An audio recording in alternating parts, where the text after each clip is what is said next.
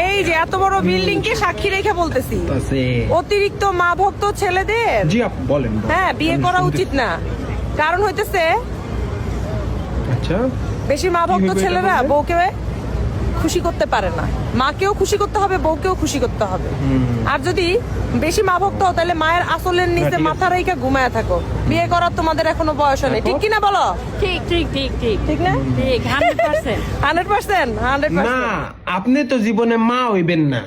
আপনি কি জীবনে মা হইবেন নি? আপনি হইবেন হইলো বাপ। না লাগাইলে প্লাস্টিকের একটা লাগাই লইবেন, সমস্যা কি? কথা ঠিক বলছেন, আমিও সহমত। তবে এত বড় বিল্ডিং সাক্ষী রাইখা না, এত বড় বিল্ডিং সোজা কইরা আপনার ভিতরে হান্দায় দিলেও আপনারে খুশি করন যাইব না। কারণ বিশাল এক সাগরের মধ্যে 5-6 ইঞ্চির একটা লাডি বিস্কুট ফালাইও ঢেউ উঠানো যাবে না। এদের জন্য আফ্রিকার ব্যালিস্টিক মিসাইল দরকার। কি ভাবতাছেন এটা কোনটা? হ ভাই এটা ওইটাই, আপনি যেটা মনে মনে ভাবছেন। মালে আসেন মাল লন, নাইলে আগে বাড়ায় তেল লন। অতিরিক্ত মা ভক্ত ছেলেদের আসলেই বিয়ে করা উচিত না। এমন সিএনজি দের বুঝেন নাই? সিএনজি মানে পাবলিক পরিবহন, যার পিছনে লেখা থাকে ভাড়ায় চালিত। এই সমস্ত মাইয়া হইলো ভাড়ায় চালিত। যখন যে ভাড়া দেয় তখন সে তার।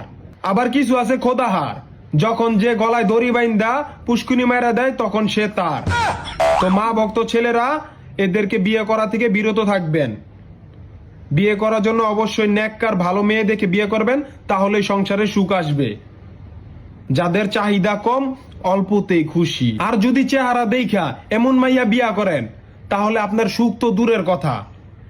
সকালে বাসি পেটে শনিয়াকরা নামাইয়া রাত 3টা পর্যন্ত গুলশান বনানি বাড়ি দ্বারা যাইয়া ভাড়ায় খেপ মারবো। আর তুই মার সাথে তুলনা করলি? আরে তোর মতন মাইয়া মানুষ তো জীবনে এক পুরুষের জন্ম দেওয়া সন্তানের মা হওয়ার যোগ্যতা রাখস না। মা কি জিনিস? যার মা না আছে তারে গিয়া জিগা মা কি জিনিস। আর বেশি কিছু কইলাম না, মারানির বাচ্চা মারানি।